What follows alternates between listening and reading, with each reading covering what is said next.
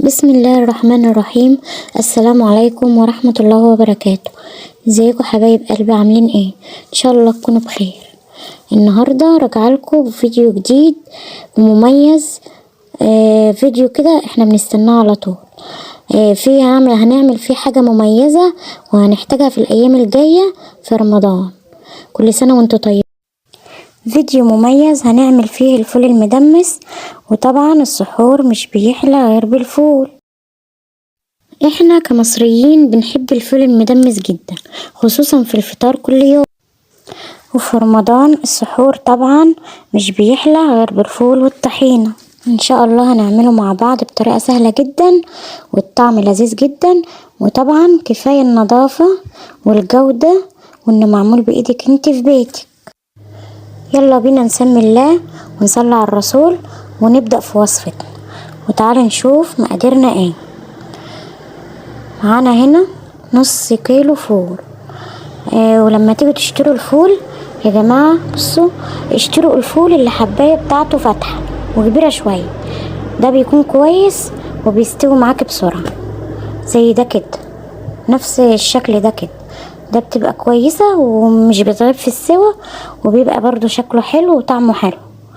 نجيب النص كيلو فول كده وننقيه ونشيل الحاجات اللي مش كويسة فيه، ننقيه كده ونشوف لو في حاجة وحشة نشيلها، وبعدين نغسله كويس وننقعه في مية زي دي كده. هننقعه في مية ونسيبه ليلة كاملة، يعني نجيبه ونبيته في المية. بعد ما نغسله ونبيته في المية ونسيبه ليلة كاملة. تمام. ايوه ده شكله بعد ما بات ليلة كاملة في المية. شايفين شكله؟ الحباية بتحس ان هي كبرت شوية كده وحجمه كبر، يعني الكمية بتاعته زادت شوية. نسيبه ليلة كاملة ما ننساش. وبعدين بقى نجيب الفوالة بتاعتنا ونجيب فيها مية ونغلي فيها مية. بعد ما المية تغلي ننزل عليها الفول المنقوع، ونضيف العدس، كوباية عدس وجزرية مبشورة وطماطمايه ونصف ليمونة. ممكن كمان تضيفي كوباية فول مدشوش صغيرة، ده برضو بتخليله قوام وطعم، بس انا بصراحة ما ضفتهاش، اكتفيت بدول، بالجزرايه وكوباية العدس والليمونة وطماطمايه. تمام. الطماطمايه دي بتخلي لها لون، تخليله لون وطعم حلو كويس. هنسيبه على نار عالية، لما يغلى نوطي النار خالص عليه زي الشمعة، ونسيبه براحته خالص يستوي، ونبص عليه كل فترة عشان لو المية نقصت نزوده مية مغلية، لازم مية مغلية. ونخلي بالنا مش نملاها قوي. لو ضفتي مية باردة هتخلي قشرة الفول تنشف معاكي وما تستويش. بعد ما استوى بنشيل الليمونة اللي كانت فيه دي، نشيلها نرميها ونختبره، ممكن من فترة تانية نختبره كده ونشوف الحباية بتاعته استوت ولا لسه. ممكن ياخد معاكي 6 ساعات 4 ساعات على حسب. المهم ايه، تخلي النار واطية عليه جدا. شايفين ده بعد ما استوى الحباية بتاعته طرية واستوى بقى شكله تحفة. يكفي بس النظافة وانك عاملاه بايدك في بيتك، ومش عليه اي مواد كيماوية ولا الوان صناعية ولا الحاجات دي خالص، حاجة نظيفة ومضمونة. دلوقتي هوريكم ازاي الحباية طرية ومستوية معانا. بصوا بنضغط عليها بالشوكة كده بتنزل معاكم بكل سهولة. شفتوا مستوية وجميلة ازاي؟ شفتوا لونه جميل ازاي؟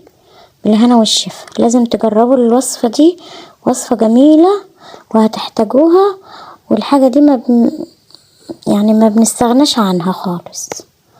بصوا ده بعد ما برد، يعني التاني كان سخن، ده بعد ما برد. شفتوا القوام بتاعه تقيل. ده كنت بعمله في الخلاط. بعد ما خلصت كده بعد ما يبرد انا بحب اعمله في الخلاط وبعينه في اكياس في الفريزر. بصوا القوام بتاعه تقيل ازاي. شايفين؟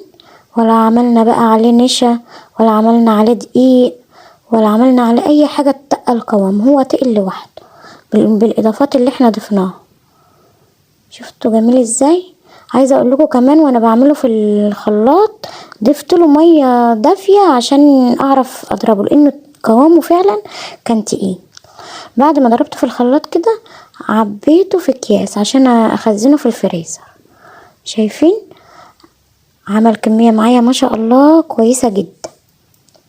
تقدري تعينيه بقى في الفريزر في رمضان في السحور، يا دوب هتقومي من النوم تحطي الكيس في الطبق بس، مش هتعمله بقى في الخلاط ولا تعملي اي حاجة، تعينيها على قد الوجبة اللي انت هتحتاجيها.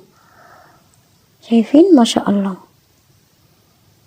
ولا تتعبي نفسك ولا اي حاجة. يلا السحور جاي بقى، كل سنة وانتوا طيبين. تحطوا عليه الطحينة والزيت الحار او زيت زيتون، ويبقى طعمه وشكله زي ما انتوا شايفين كده، بالهنا والشفا.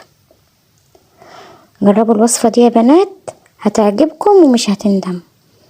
لو عجبكم بقى الفيديو متنسوش تعملوا لي لايك واشتراك في القناة وتفعلوا زر الجرس عشان يوصلكوا كل جديد. اتمنى تكونوا استفدتوا من الفيديو. اسيبكم في رعاية الله، والسلام عليكم ورحمة الله وبركاته.